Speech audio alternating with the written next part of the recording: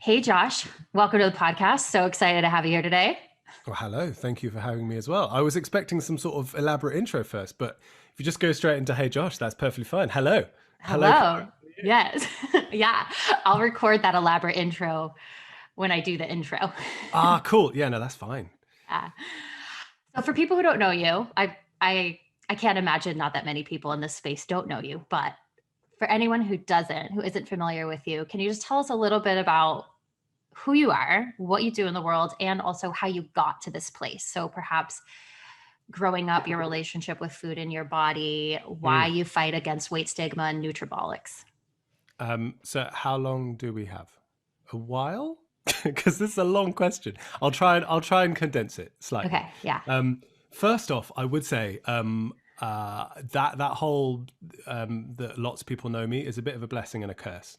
Because like I didn't ask as a white, relatively thin male within a health at every size body positivity space.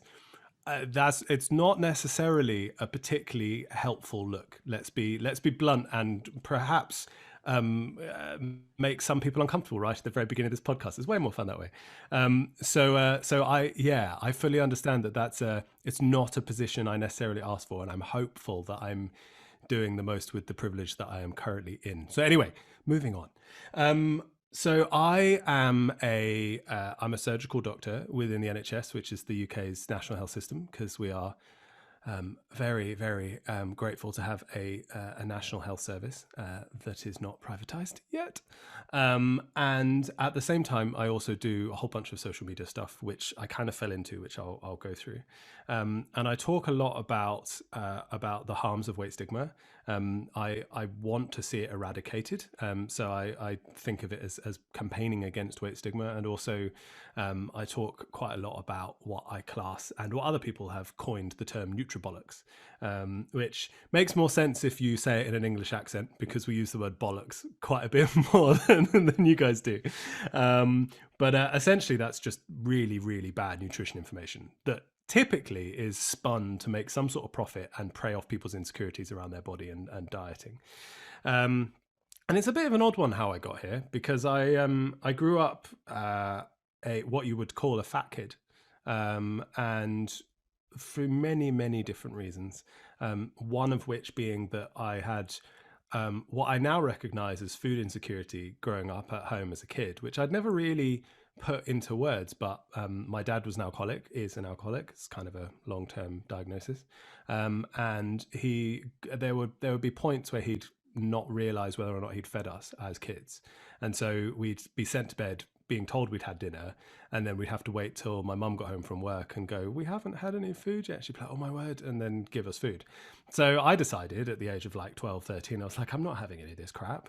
I'm going to make sure that I have food for myself, and decided that the best way to do that was to steal Pringles from the local corner shop on my way home from school. So not hugely proud of it, but you're 13, you're 12. You don't make those kind of moral decisions at that point. You're just like, I don't know if I'm getting dinner. I don't want to be hungry. And obviously, I didn't exactly choose the most nutritious meal in the world. So I would end up eating a whole pack of Pringles because it was free. So why not eat the whole lot? And then have dinner again when my mum got home. So there are many reasons why I grew up at a higher body weight than I perhaps would have done otherwise. That weight is very, very complex. And that's just one example as to why. But it meant that I was exposed to quite a lot of weight stigma growing up. It was the only thing, it was the main thing I was bullied about at school. It was always on my mind at medical school, because there were lots of conversations around health and weight and correlating the two, and just discussions around obesity. Again, I'm going to use that word because it's context here. I don't usually like to use that word because I think it's quite discriminatory and labels people with something based on a BMI scale, which is trash. So I started to internalize all of that without realizing any of it, and not something that again I was able to put any words to until more recently. But it meant that I left medical school thinking that I couldn't be a good doctor unless I lost weight, because I thought, well, I must be a hypocrite if I'm talking to people about their health and I'm clearly not healthy myself. Then I must lose weight. That must be what I do. I'd always tried throughout my life, as you do when you're overweight, over the weight that society says is acceptable, and you get bullied for it. I tried all sorts of things, never worked. For some reason, after medical school, and I dieted again, not healthily in any way, shape, or form, very disordered, which I don't know how much of a trigger warning you do or don't want to put on this stuff. So unless you want me to go into specifics, I'll keep it. Yeah. Okay. Well, so as a brief trigger warning, this is not something that if you're struggling with quite severe disordered eating or eating disorders, you probably don't want to listen. Maybe like skip 2 minutes, maybe, I don't know. But essentially I ended up without reading any of this, without any knowledge of why I was doing this, I ended up chewing and spitting my food, because I was counting calories quite obsessively, because that was the most reliable way to lose weight. And I decided that I didn't want to miss out on any of the good food anymore, that I felt like I wasn't allowed to eat because it was, in quotes, unhealthy, or was going to make me fat, or all of the standard rubbish, right? So I remember mince pies specifically, which are a British delicacy at Christmas time, which is not, it doesn't actually have meat in it. They used to, but now they're just like, it's like the most amazing combination of like raisins and currants and candied peel, like orange peel, alcohol, a bit of fat, so that when it goes in the oven, it all melts and goes gooey. Inside like a short crust pastry pie. It's flipping amazing.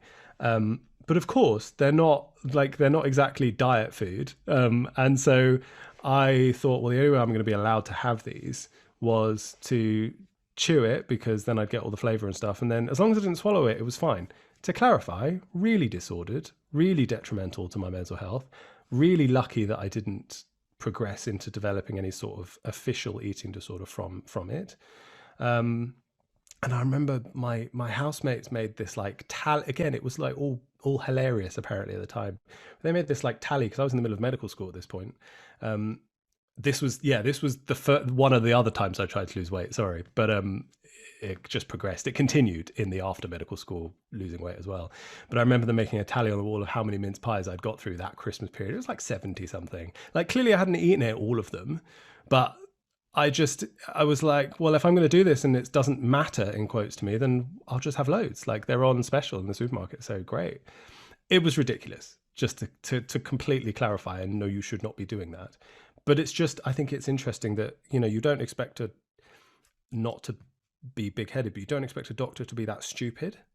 And it is. And I'm not condemning people who may have done that for being stupid, but it is a stupid thing to do. It's unhealthy, and it's objectively incredibly unhealthy. And we get tricked into believing that these things are fine, because all of these kind of disordered behaviors are completely normalized in society, completely normalized by social media, completely normalized by everyone and anyone. And so of course we end up doing this kind of stuff. It's horrible, but it's true. So where was I? Yeah. So I for some reason, when I lost weight, the majority of it stayed off. So I don't know why. Again, when people ask, I refuse to elaborate, because I don't know. And my purpose is not to be like, oh, I may have found the magical solution and now I'm going to tell everyone else to do it, because that's what I did, because that's what everybody who loses weight does. They think, again, not to be horrible, but they think that they're suddenly an expert because they've done it, it's worked for them, and they want to help others. It was from a position of wanting to help, but doesn't make it any more, correct. So probably due to a whole load of privilege, if people are still demanding to want to know. So I kept the vast majority off, and I started a weight loss account on Instagram, because why not? That's what you do, right? And I'd originally, I'd originally started to document my weight loss, but it really kicked off as I was actually losing weight and posting pictures of food, because I was always relatively good at cooking, so I could make food look nice. And somehow, before I knew it, I'd gained like 30,000 followers of people who liked the fact that I posted nice pictures of food and wanted to see the occasional transformation photo. I mean, you all know accounts that are like that. It's standard. But then I ended up coming across someone called Laura Thomas, who the vast majority of people here probably have heard of or know of. And she's an intuitive eating counselor and registered nutritionist, and PhD in, I can't remember what her PhD is in. It's something nutrition related, that she did a PhD in the US. And she posted something about Halo Top, which at the time was brand new in the UK. It was this low calorie ice cream that that was all the rage among anybody that counted calories or dieted, because it was like, it felt like a godsend. It was like, oh, I can finally eat ice cream again, and I can eat the whole tub, and it's amazing. And she posted something about it encouraging potentially the process of binging and not helping you understand your satisfaction and fullness and things like that. And I was like, I understand nothing about what you've said. You're an idiot. And I messaged her and was like, this is bullshit. Stop it. Like, why are you having a go at it? Blah, blah, blah. It was all nonsense. It was all just insecurity. And somehow she picked up on that and was nice to me back. And then I was like, well, I want to come and meet you and you need to describe it to me. I don't know why she agreed, but I took up a whole of her afternoon at one point, like in the next couple of weeks, in her office in London. And I left that conversation going, crap. Like, the stuff she's saying, I don't know if I understand it. I definitely don't understand it. I don't know if I agree with all of it. But the stuff she's talking to me about weight and health, about the risks of dieting that we never mention, stuff like that. I was like, this stuff makes sense. This stuff isn't bullshit. And if I have a shred of integrity, I need to take some of this seriously. I was like, I had no intention of like being what you would class as anti-diet at that point. I was just like, oh, well, actually, I just need to have a more rounded view of this whole thing because this makes sense. And the more I looked at it, the more I realized that advising weight loss was A, definitely not something I wanted to do on social media, and B, became harder and harder and harder for me to justify in clinical practice. And yeah, so that's kind of it in a nutshell. And my Instagram account changed quite drastically, unsurprisingly, but it changed slowly, and I was quite honest with what I was thinking and how I was feeling and how I was processing some of that stuff. So interestingly, I think I took the vast majority of people that were following me with me, which was quite amazing. So yeah, does that answer your question? Yes, that beautifully. There were definitely pieces of that that I hadn't heard before. I didn't know that about Laura Thomas, that Mm. was sort of my next question was like, She's well, responsible, so yeah, it's her fault. yeah. We'll send some kudos to her. That's Yeah. a fascinating story. And I'll definitely put a trigger warning before Yeah, yeah, in the yeah, please intro do. for sure. Yeah. Um, so my next question was like, how did you pivot? Like, what was the turning point? And so this obviously was that turning point for you. Mm, It was, yeah, it was a really interesting one, and it was uh, it confuses me slightly how, because obviously at the beginning I was completely ignorant, right? And that's not like ignorant in an insulting way. It's just I had complete ignorance over any of this topic. It was just not something I'd ever come across, not something I'd ever been taught, not something I'd ever considered. And so I was entirely ignorant around the risks of dieting, the actual research around sustainability around weight loss. I and I don't really know why. It's a weird one. Like, half of me was like, I don't really know why I'm changing my mind, and then the other half of me was like, I don't know why everybody else isn't. So it was this strange dichotomy of like, but this clearly makes sense. Is it?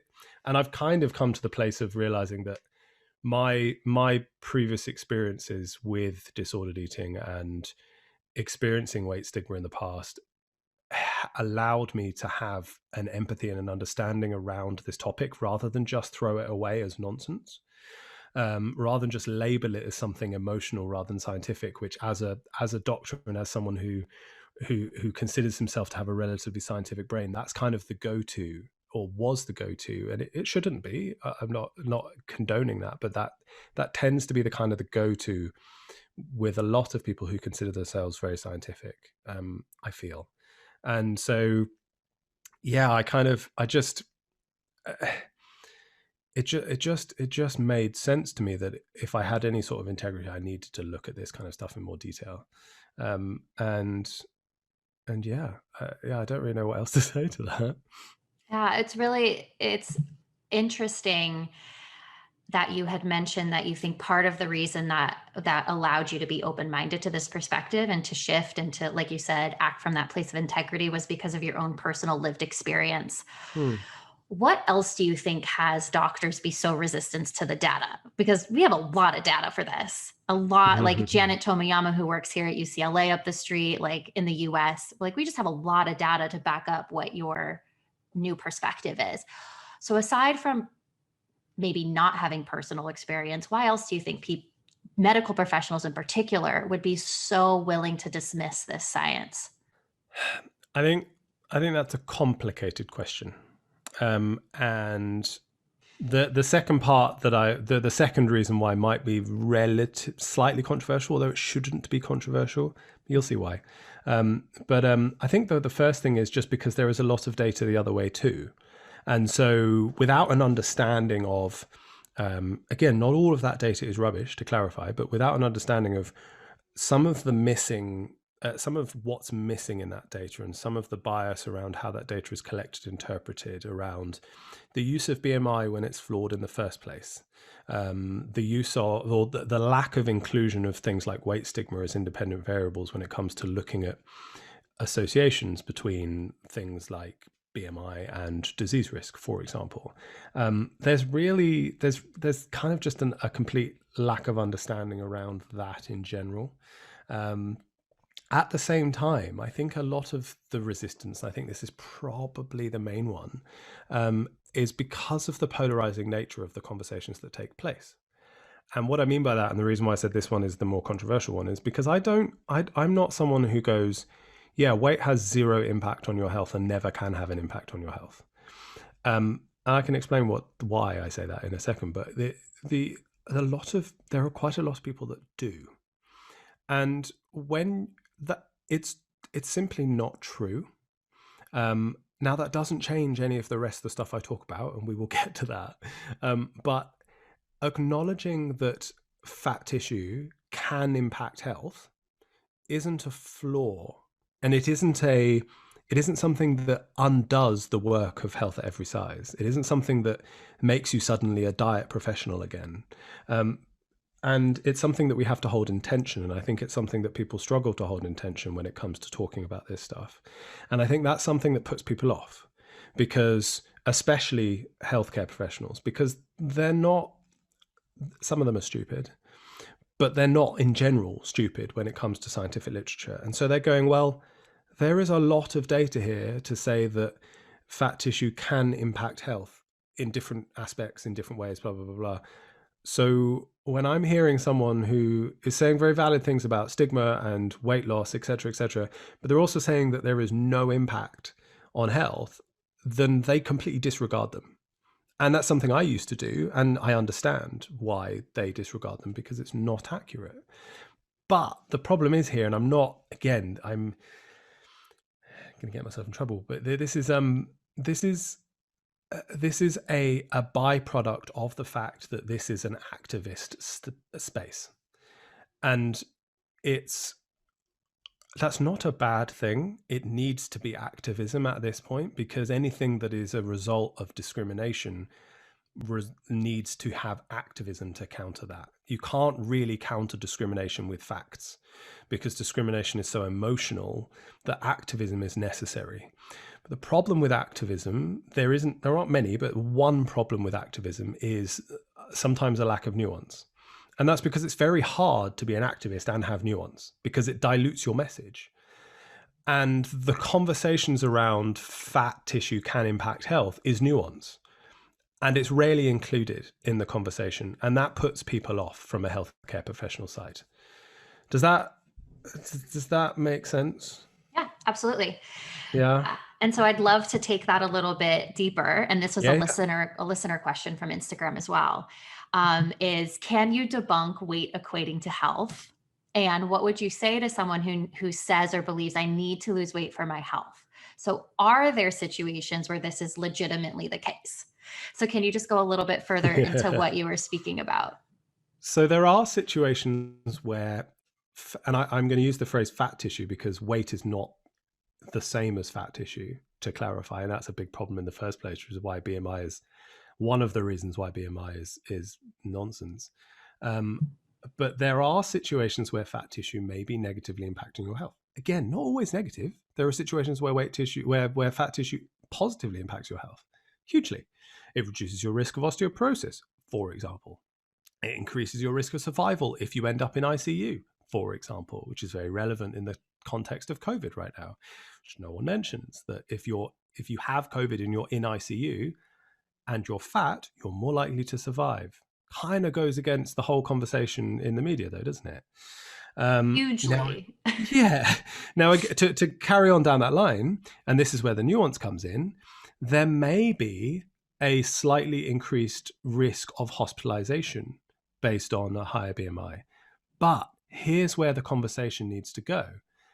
Just because that's there, it doesn't mean that it is automatically weight or fat that is the reason or cause for that. It might be, but there's a lot of other stuff that is not accounted for in the literature or accounted for in the conversation, because we consider weight to be a very simple thing in society, which is like, yeah, weight, that's it. You're either fat or you're not. Weight is influenced by over 100 different factors that stretch all types of different things, which I made a post on recently on Instagram as well, which always attracts some of the horrible people. I don't know why. It's not that complex. It's not that controversial, I don't think. But anyway, weight is influenced by an awful many different things. I already mentioned again an experience I had as a kid. Food insecurity as a child. Even though I was very privileged, white middle class family, went to a private school. Like, you don't expect me to have food insecurity at home, but that happened, and that impacted my weight. Did I have any control over that as a 13-year-old? No, none. But it's my fault, right? It's my fault. It's my personal responsibility to do that. Now, having put on weight as a kid, that makes it a lot harder to be what you would class a normal weight later as an adult, for all sorts of many different reasons, from hormone reasons, from metabolism reasons, because the fact that we only recently as a human race have been living in a state of plenty in the Western world where there's lots of food. We haven't had that for the vast majority of our existence. We've lived going day to day not knowing if we were going to have meals. So our bodies are designed to put weight on and to keep it on. Otherwise, we wouldn't have survived. We would have died out as a species a long time ago. And our genetics and epigenetics haven't changed yet. They haven't changed that quickly, and they may not ever, to clarify. And it's not a failing if they don't change, and it's not something we should be aiming for to get them to change. Again, I have to clarify this kind of stuff because diet culture is sneaky, and it will make you latch on to anything I say to justify why you want to lose weight. I don't know. I'm slightly lost. I don't know where I was going, but essentially, it's there. Yeah, I have no idea where I was going. Well, you were listening to me. Where was I going? What was I saying? We were talking about the hundreds of things that influence weight. And so I think what you were so COVID, weight. So yes, that okay. Let's bring it back. Good work, Josh. Okay, so this is why it's complex, and this is why this nuance gets lost in activism or social media. Just to clarify, so if we look at a statement, an association like being at a higher weight or obesity causes a greater hospitalization risk for COVID. What we need to look at is, are there any of the factors that influence weight that might actually be the true reason for that association? There's one massive one, huge one, that nobody takes into consideration, which is socioeconomics, poverty, a huge one. Specifically in the UK, we have had quite a lot of rolling lockdowns in the UK, where nationwide we've gone into periods where non-essential shops have closed, non-essential working has gone, people have been living at home, and they've been told to work from home if they can. Guess who can't work from home? It's not the rich people. It's not the people that have all the money and the privilege in the world. It's those of lower socioeconomic class and in places of higher depravity, where they have to leave their home to go to work. Those are the kind of jobs that cannot work from home. So they're automatically going to have a higher risk of getting COVID. And if they're going to have a higher risk of getting COVID, they're going to have a higher risk of being hospitalized. That's just statistics. Now, those people of a lower socioeconomic class who cannot work from home, who are at a higher risk of hospitalization from COVID, are also at a higher body weight, because poverty is associated very strongly with increasing body weight. That's due to all sorts of number of reasons, from things like food apartheid, where fresh fruit and vegetables aren't accessible in certain areas of the country because supermarkets don't build supermarkets in that location, etc. There are loads.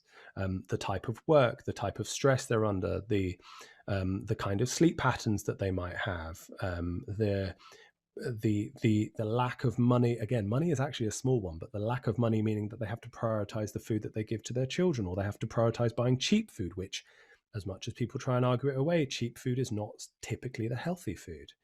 And so we have people in poverty who cannot work from home, who are higher risk of hospitalization from COVID, who happen to be at a higher body weight. None of that conversation is taking place. All we're left with is, oh, people at high body weight have a risk of hospitalization. Let's have an obesity strategy. That sounds great. This is the problem. And this is why I say acknowledging that weight can impact health doesn't change any of that.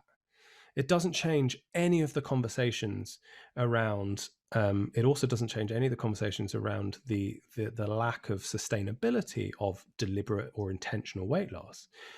Again, for all sorts of number of reasons, because you're only changing food and exercise when, as we already said, there are over 100 different reasons why somebody's at the body weight that they are.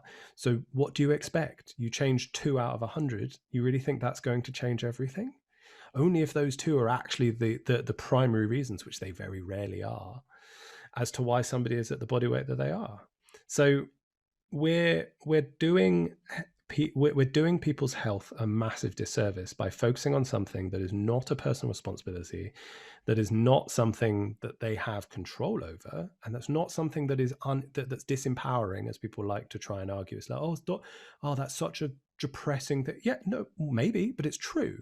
And we can't just avoid facts because we don't like them. Just like on both sides of the aisle, we can't ignore the fact that weight can impact health just because we don't want to acknowledge it. That is also true, but that doesn't change anything. And so, if I think your question from one of the listeners was, what would you do? Would you advise weight loss if it's directly impacting?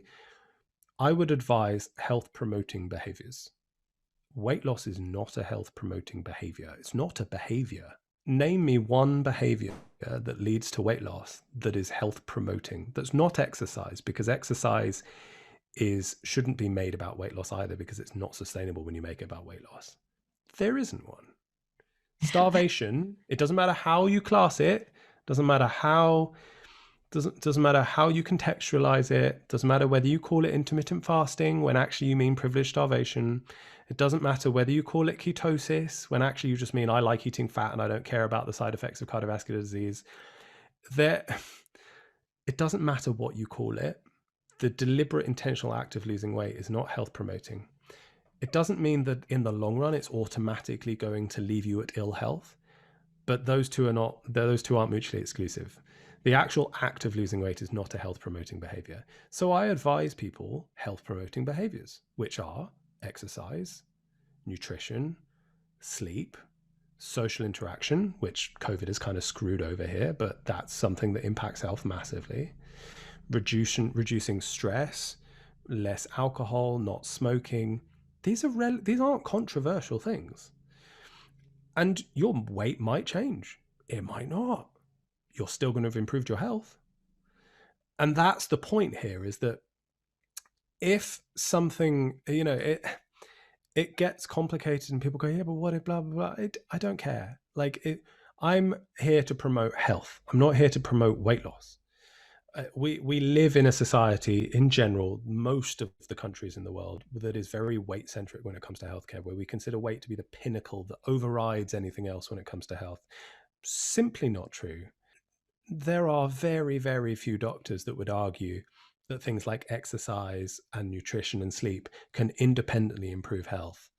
And yet they acknowledge those, but they still don't see the lack of context with the rest of it. So yeah, that's what I would advise. I would advise health promoting behaviors. Doesn't matter if you try and give me a gotcha question and be like, yeah, but what if they're this weight? Same answer. Doesn't change. Doesn't make any difference. Because that is morally and ethically the sound thing for me to be doing as a healthcare professional, because that is health promoting. Yeah, irrespective of weight changes. Yeah. Yeah. And You're not stigmatizing someone or making them feel bad about No. their body size. Yeah. I think this is a great little segue to kind of shift into talking about nutribolics. I also got a question I got a couple of questions from podcast listeners to ask you, well, can nutrition, food, your book that's coming out is called Food is Not Medicine. So a couple of questions around, well, what role does nutrition, nutrient dense foods play in overall health and well-being? And can you also just share how that connects to the nutribolics? Bolics, if Yeah. I'm saying that good, Yeah, no, yeah, my nutribiotics, that's American fine. SoCal No, girl. no, no, it's all right. Yeah, I mean, it has a big impact on our health. This isn't something that the statement of food isn't medicine. It's not something that disregards.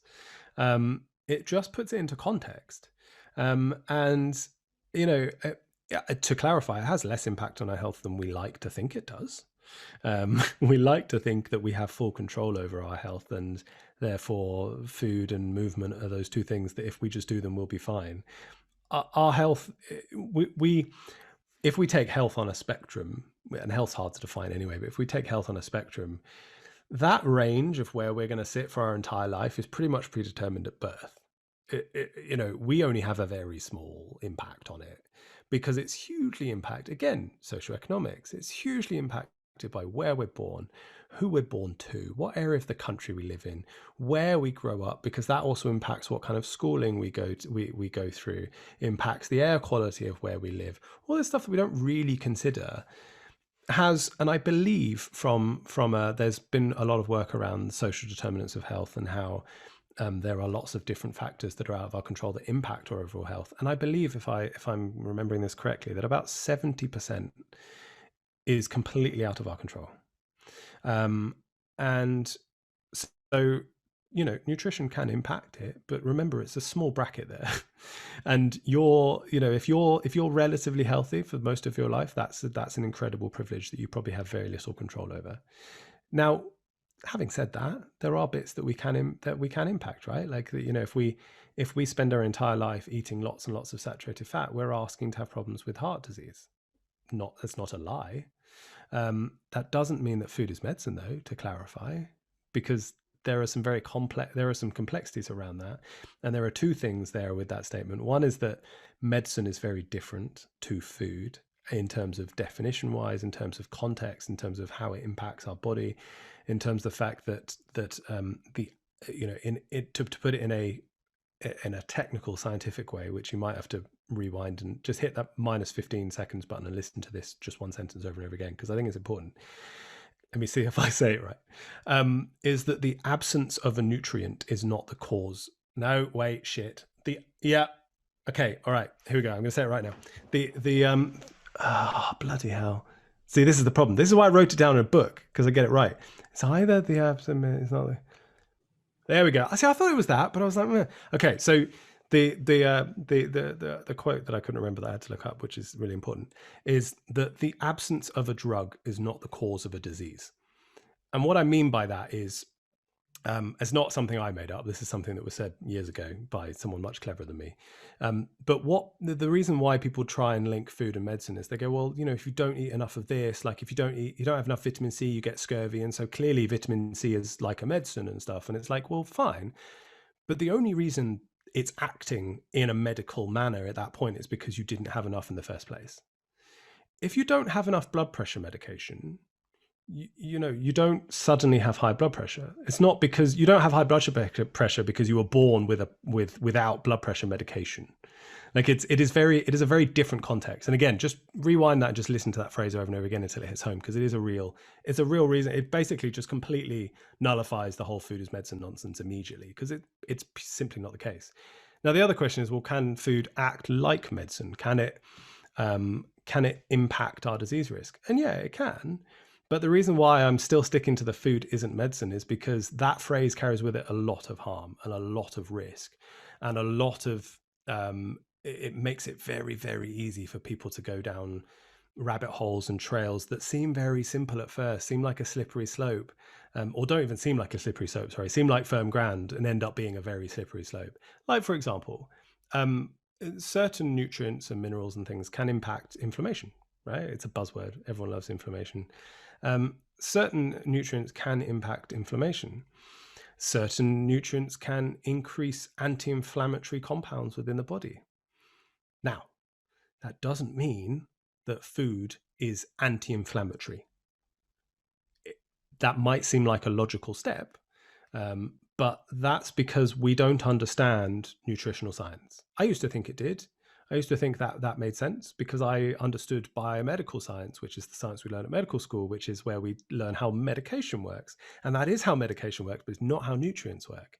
And it's very reductionist to believe that anything inside a food is going to have the same outcome. So take something like inositol, which is it's a nutrient that has been shown to have good efficacies in improving symptoms of PCOS.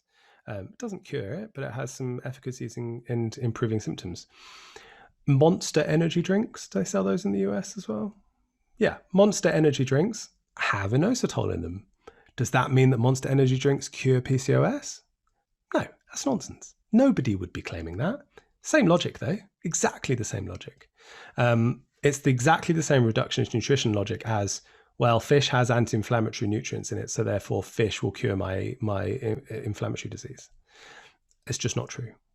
And believing food is medicine leads you to believe that that's how that works, and it leads you believing that juicing cures cancer. It leads you to believe that you can reverse aging through intermittent fasting, and it leads you to believe very harmful things. So yeah, does that? I don't know what question you asked me. I've kind of gone off on a tangent, but does that help? Yeah, the question was like, what role does like food and nutrition play, Oh right? yeah, it's You know, important. Just yeah. don't take it out of context. So yeah, I'm not disregarding that food is good for you, and that we should take some basic non-sexy rules around food, not rules but guidelines around food. And I say non-sexy because they're literally incredibly simple. Eat more veg. That's about it. No, there are a few more, but like eat more veg, eat less saturated fat, eat more variety, stop being afraid of vegetable oils, things like that. Yeah. It's not complicated, Yeah. but we think it is because people that do that still get unwell. And that's because food isn't the major determinant of our health. So yeah, it's important. Just please have some sort of context. And if you want a more eloquent written down version of that context, then I have done that. So, which is hard to, it took a while to write the book. So it's hard to say it all in one go, but I should probably get better and used to doing so. Yeah. Yeah. That was well said. I'm curious. You're So being kind. Yeah, no, Cara. I was watching your stories before we got on here and you were talking about keto. And I just want to like get what you'd said on your stories. Thoughts on keto? It's just completely unnecessary and harmful, and people love to defend it. I don't know why. I don't know why keto gets so much defense, but you're just cutting out an entire macronutrient from your diet, cutting out a third of all food. Why? Since when does that make sense? Like, I think we've had carbs in our food in general throughout history for like over 100,000 years, and yeah, we have been around for that long. Why suddenly would it be the problem? Like, why over the last 20 years are carbs suddenly the devil? And why is that suddenly going to make us healthy? That's not how this works. That's nonsense. Like, we can understand that too much sugar isn't necessarily good for us without going, yeah, well, keto is the answer. No, it's not. Two very, very simple reasons: that unless you have something like refractory epilepsy and you are being incredibly closely monitored by a healthcare professional, and you'll see why you need that monitoring in a second. Keto is not something, even if you have type 2 diabetes, which everyone raves that that's a cure for. It's not. That's nonsense, complete bollocks. Two big reasons, right? It's very hard to get an adequate supply of all the nutrients that you need on a ketogenic diet. I think there's one study looking at the 24 different nutrients that are essential for life and health and things, and even an optimum ketogenic diet. So that's a ketogenic diet with no restrictions in cost, no restrictions in privilege, no restrictions in cooking ability. Literally the most optimal, like what they give children medically, optimal ketogenic diet is still deficient in about, I think it's even like 17 or 19 of those 24 nutrients. Like, it's ridiculous. So if you're having to go on a diet where you have to supplement, that's not a healthy diet. The only exception to that is veganism, because you have to supplement B12. And part of that is our fault in regards to farming. And part of that is because it's an ethical diet, not a health one. Sorry to burst some bubbles there. So, not your bubble, other people's bubble. She's shaking her head. Not your bubble, other people's bubbles. So yeah, more of us would do well to understand that one. But eating more veg is fine. Eating all veg, why? Like, it's fine. Ethically, that's fine. Anyway, I'm going to get myself in trouble. So yeah, if it's a diet where you have to supplement, no matter how you carry out that diet, kind of should tell you something. The other thing is, the vast majority of people that go on a ketogenic diet end up increasing their levels of LDL cholesterol. And that's not a myth. That's a problem. That is a problem. And it increases your risk of cardiovascular disease if you're on a ketogenic diet for any prolonged period of time. So that's strike number 2 as to why it's stupid and why you shouldn't be doing it. Strike number 3, maybe you don't get any fiber. Like, some people might if they're doing it as optimally as possible, but they're still not getting much. So not only are you increasing your risk of heart disease, but you're increasing your risk of colon cancer. So yay. Why would you do it? Unless you have refractory epilepsy, which you cannot control your seizures with medication, and you have somebody who is seriously watching over it, and you're willing to take the risk of all of these other things because it's outweighed by the fact that you might reduce your frequency of seizures, then that's fine. But otherwise, stop justifying it, please. It's nonsense. So that answers your question, right? Yeah, absolutely. And it leads me into, I really want to talk with you about toxic masculinity and diet culture. I know women do keto as How did that well. lead directly into that? Because you were talking about like eating meat, and I feel like Yeah. keto is like the gym bros, you know. Carnivore is the prime toxic masculinity diet. Let's Yeah. clarify. No, Karen, what was your full question? I just want to talk about toxic masculinity and what you have seen some other doctors and influencers do as it relates to the carnivore diet, like compared to the vegan diet. Like, you had posted that photo of something McGregor, the doctor McGregor, next to some other doctor. And I just feel like keto often is so like heavy and like meat and all of those things. And so obviously the carnivore is like a next extreme level. But just what do you see? This podcast mostly has women on it. So I want to hear about how it impacts men and diet culture. Yeah, well, I mean, things like dieting and wellness tends to overwhelmingly impact women, because it's in general, they tend to be more abused for their size, what they look like. They tend to be under more scrutiny from society in terms of their image. Men do have that to some extent, but I'm not going to sit here and pretend that we have it the same. It's nonsense. We definitely don't. And so, in general, those big companies, those wellness companies, I mean, what, Goop, Poosh, they're all women centric, right? None of them are focused on men. None of them are targeting men. Some of it has come a little bit more in recent years. And I think that's because men are starting to leave behind some of that stereotypical masculine behavior that we're taught we have to act like. And so we're like, oh, actually, our health, that might be a good thing, because men on average don't go to the hospital as much. They don't see their doctor as much. They end up leaving certain symptoms longer, et cetera, et cetera. So it is a problem. So yeah, but recently, biohacking, that's done really well with men. Biohacking makes random diet culture bullshit sound cool because it's got the word hacking in it. Still nonsense, just to clarify. So yeah, biohacking was kind of the first one, I think, that decided it would target men, and it's done quite well. And then the carnivore diet has just gone absolutely crazy. And I mean, I want to say I don't know why. I do know why, because it's all about meat, and meat is like manly and builds muscle and rah, and so it's something that doesn't feel like some sort of girly diet, which people are averse to because hello, toxic masculinity. So yeah, I mean, it's utterly ridiculous. I mean, you're just eating animal products and no vegetables because that's cool, apparently. due to all sorts of stupid, illogical reasons which make no sense. It's like, oh, our ancestors used to eat this way. No, they didn't. They ate flipping grains.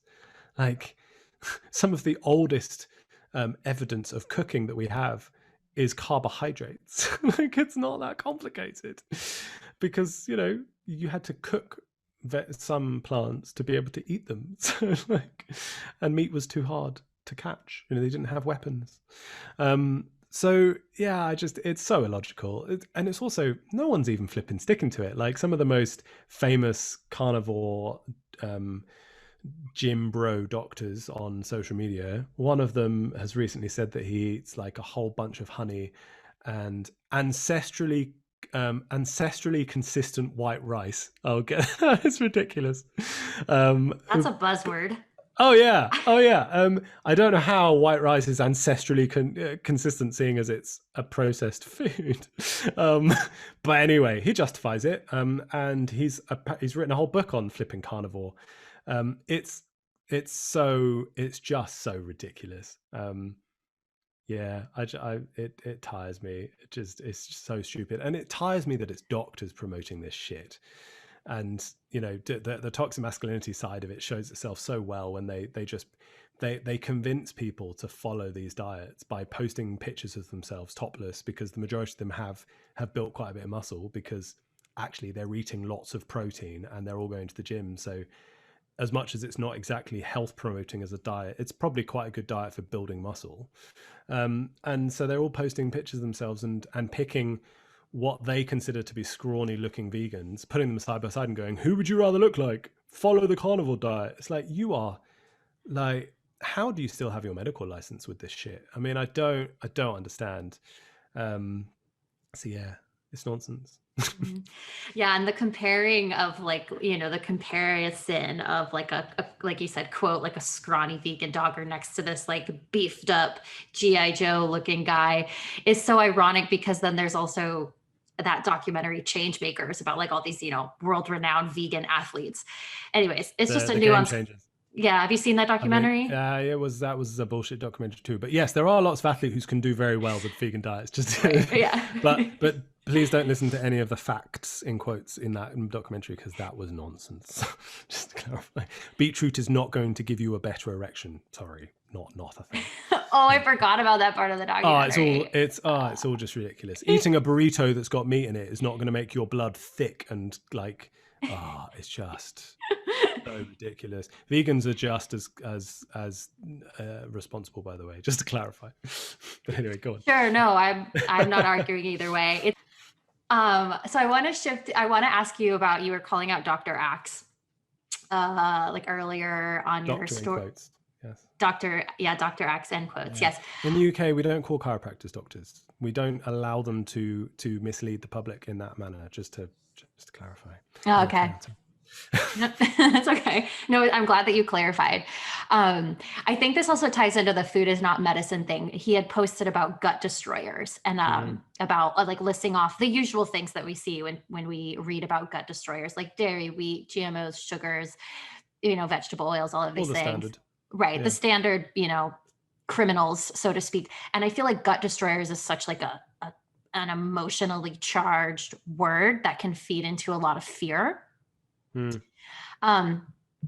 Essentially, like the ideology that things can destroy your gut is very rampant in like the health and wellness space. Like it's all about gut health and gut healing. And, gluten is such a, buzzword thing. So how would you recommend people who do have gut issues advocating for themselves or taking care of themselves if it isn't remove all of these, quote destroyers? I mean, yeah, gut health has become, I don't know how long it hasn't been that long that it's become exciting to talk about, and you're able to sell anything you want as long as you put the word gut microbiome next to it. And I think that's because it is an interesting area of emerging research. Like it is.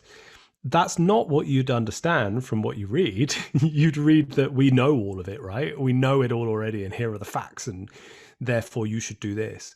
But it's become very prime and rife for areas, for pseudoscientific areas of the healthcare community, like functional medicine, for example.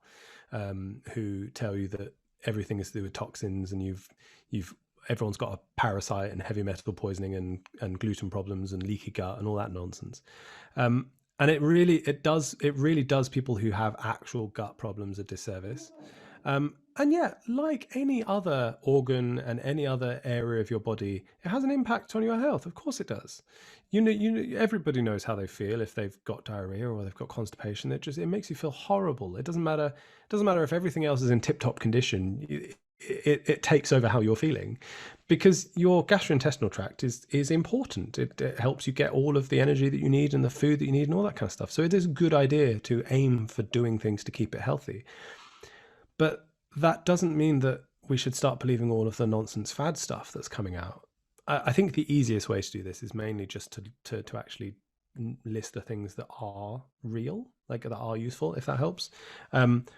Now, people who have actual gut conditions, so things like inflammatory bowel disease, may find that this advice is not consistent with how you find your gut works, and that is perfectly fine. We are not all the same, and we all work in different ways, and that's one of the reasons why a lot of the fad stuff is nonsense, because it's giving very black and white things for something that is very complex.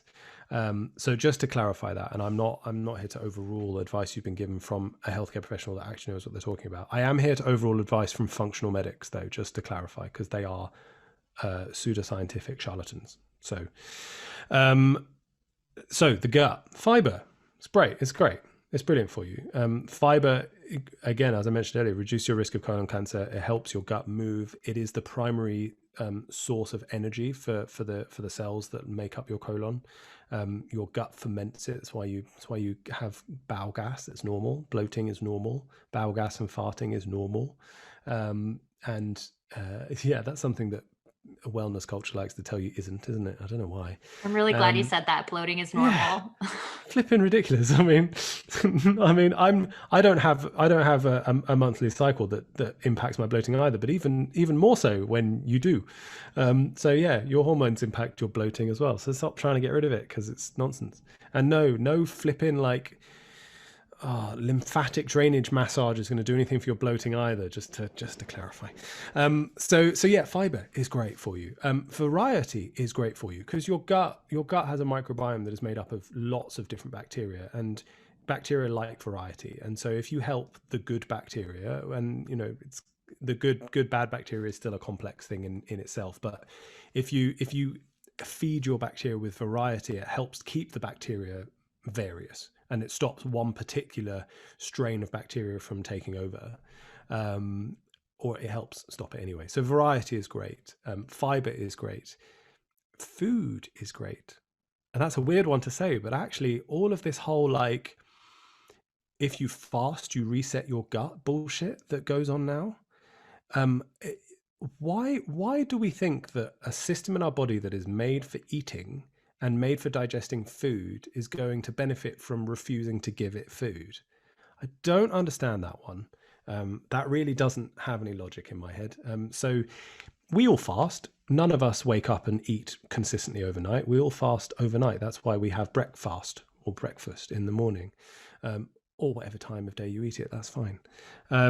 But yeah, so we all fast. So we don't need to fast again. We already give our gut some time to chill out, and that's when we sleep. You don't need to do it otherwise. Stop panicking. So yeah, that's pretty much it. Like literally, that's it. All this stuff around, well, actually, exercise and sleep, two things that massively impact your gut, and also stress. I mean, you know how you feel when you get the whole butterflies in your stomach, you're anxious, all that kind of stuff. It impacts how your gut feels. It impacts how hungry you are, all that kind of stuff. But from kind of active things, because that stuff is quite hard to have complete control over, because it's nigh impossible.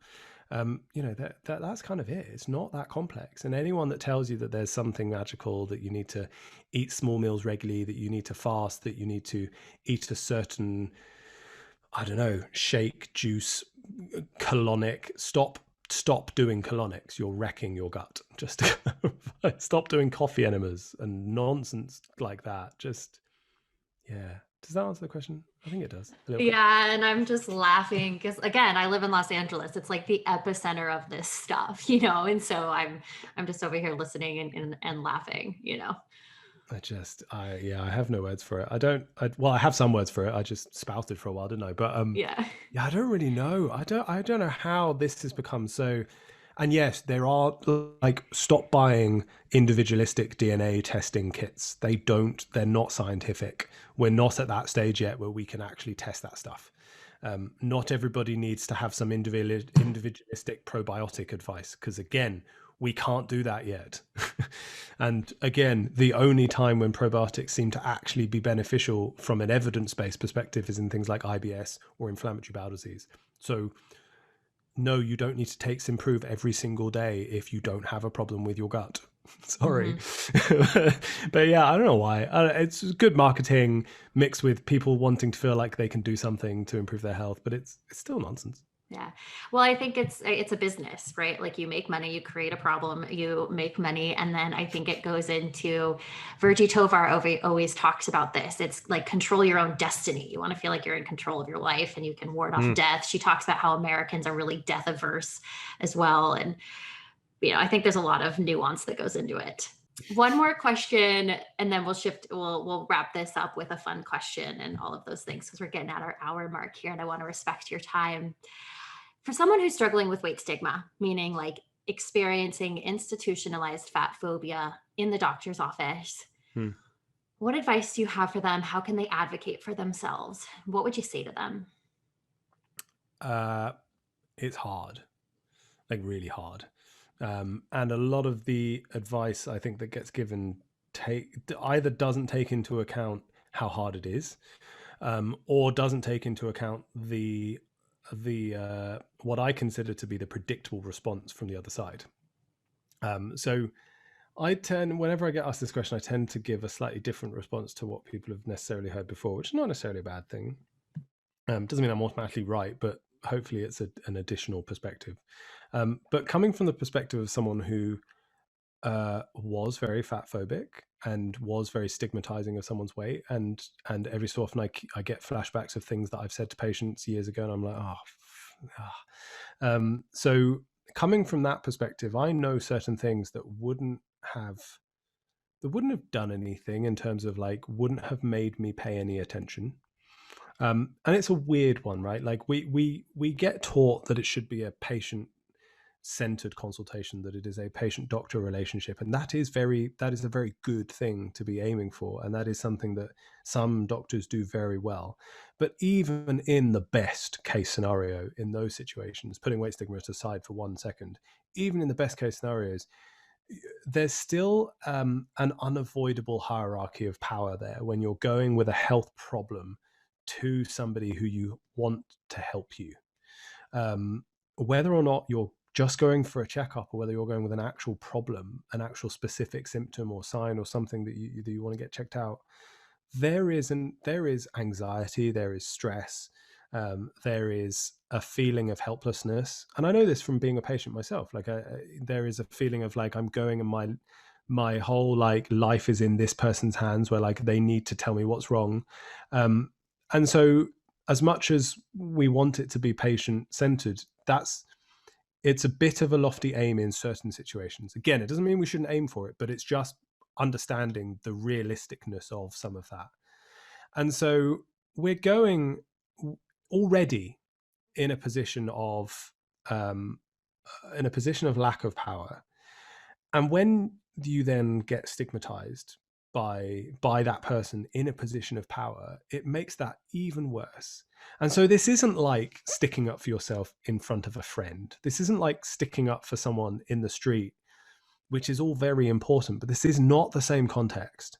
And so it's not as simple as just going, well, you should tell them this, and you should, like, go back in there. And some people can do that, and kudos to them, but that is not the majority here.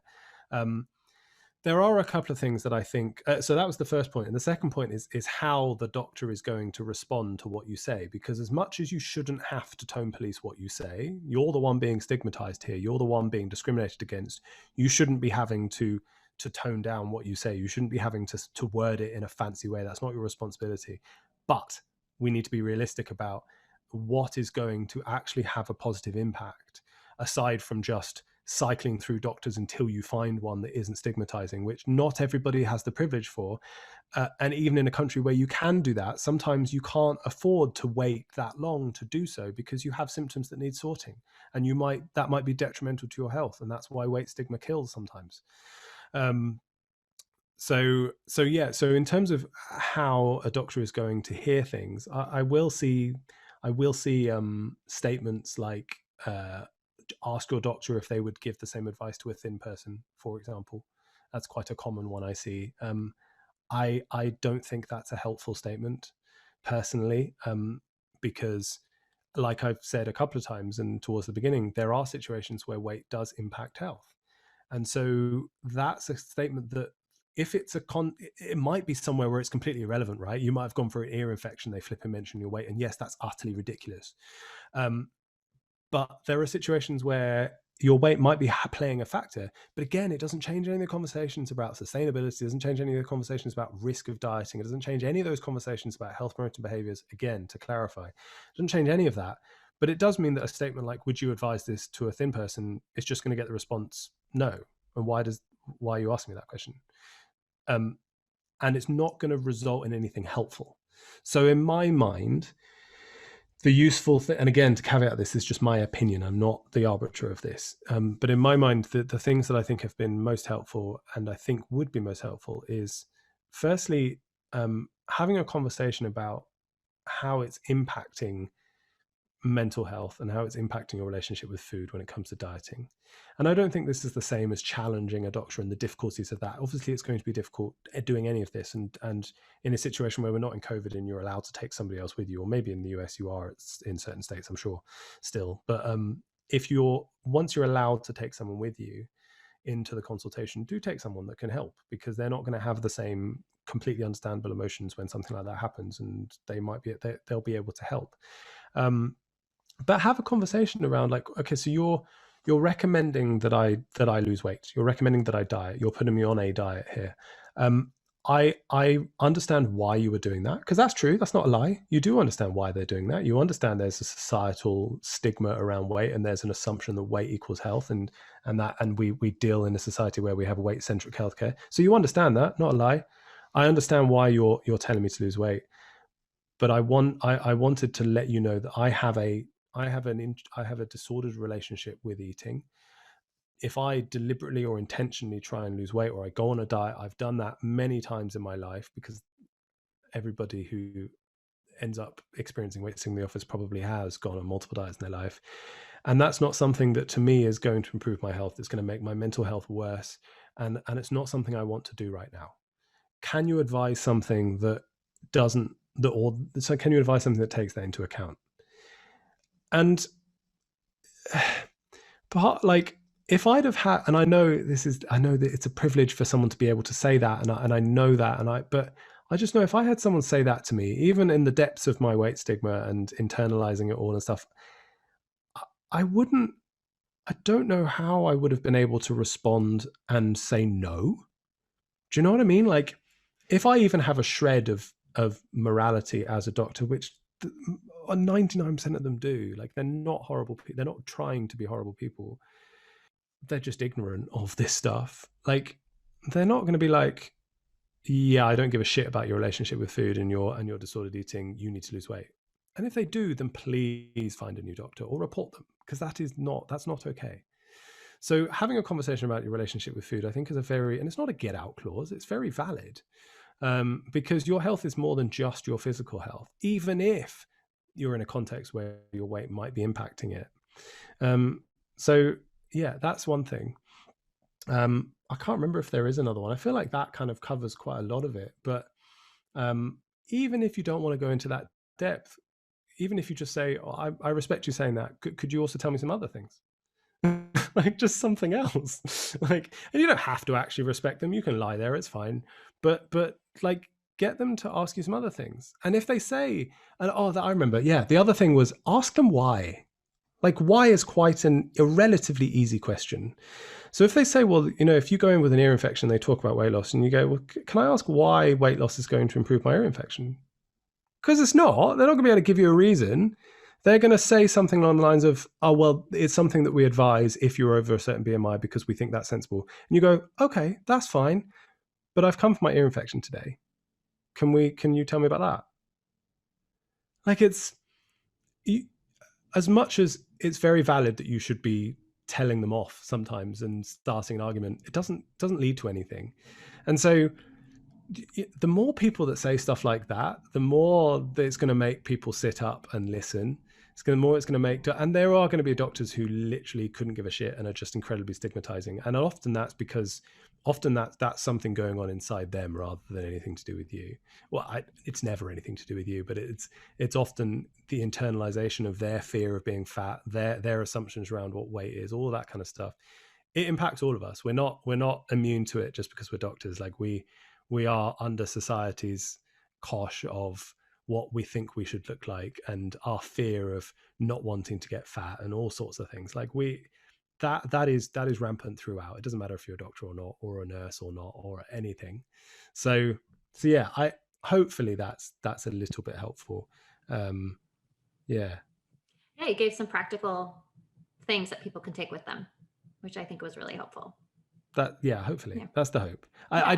It's not an easy question, that one. And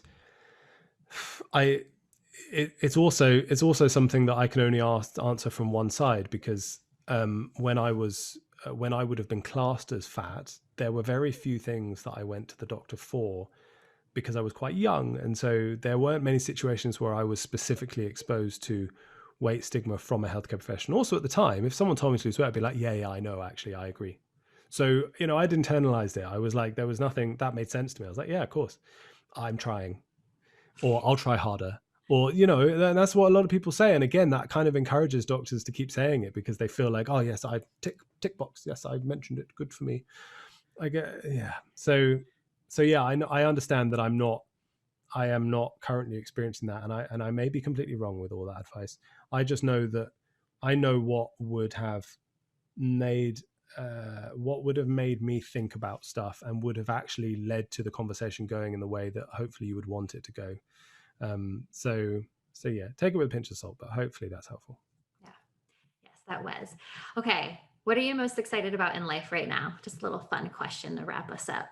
Vaccines.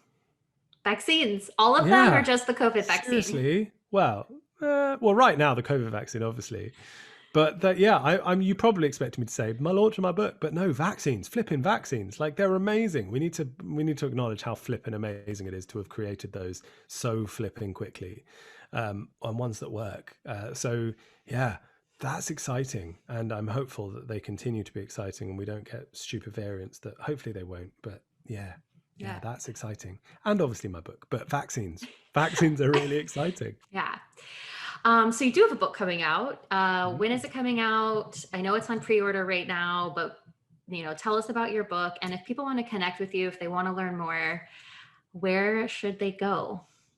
So the book is called Food Isn't Medicine, because it's not. And if you want to know more about that, then buy the books. There's a whole chapter in there, unsurprisingly, explaining the whole conversation around food isn't medicine.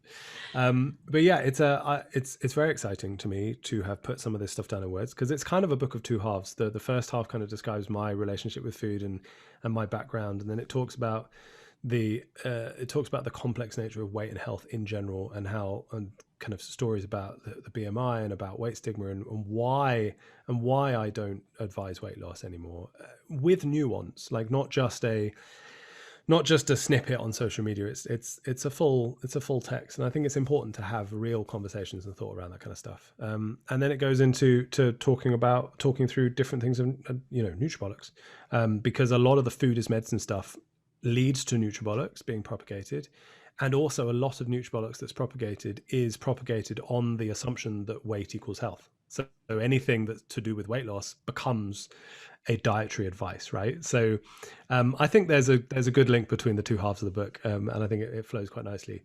But yeah, so there's stuff on keto, stuff on intermittent fasting, there's a whole chapter on cancer, stuff on carbs, there's stuff on all sorts of other fats. I'm just repeating myself now, but it comes out on the April 15th, which is my birthday, which is cool. And if you're in America, bookdepository.com is the way forward, because it's complicated. It's complicated doing global book releases anyway, but apparently during COVID, even more complicated. So yeah, but it's there and it's available, and go get it because I'm excited about it. Yes. Yeah. I got it on pre-order on Book Depository. So this has been awesome. this has been fantastic. Thank you so much for taking the time to come speak on the podcast today. I learned a lot and I'm so grateful. And I know people will get a lot of value from what you shared. Not a problem. I hope I've been the right amount of controversial, because I think it's important. Otherwise, no one thinks. It's just an echo chamber. Otherwise, isn't it? We all just go, oh yes, I agree with everything he said. So hopefully you've disagreed with some of it, and come and tell me on Instagram. I can already anticipate it's more fun that way. Yes. I might not reply, but it's more fun that way. Thank you so much, Josh. No problem. Thank you so much for listening to the Love Your Bod Pod. I hope you got so much value out of this episode with Dr. Joshua Wolrich. Be sure to subscribe to my channel and check out another incredible value-packed episode of the Love Your Bod Pod.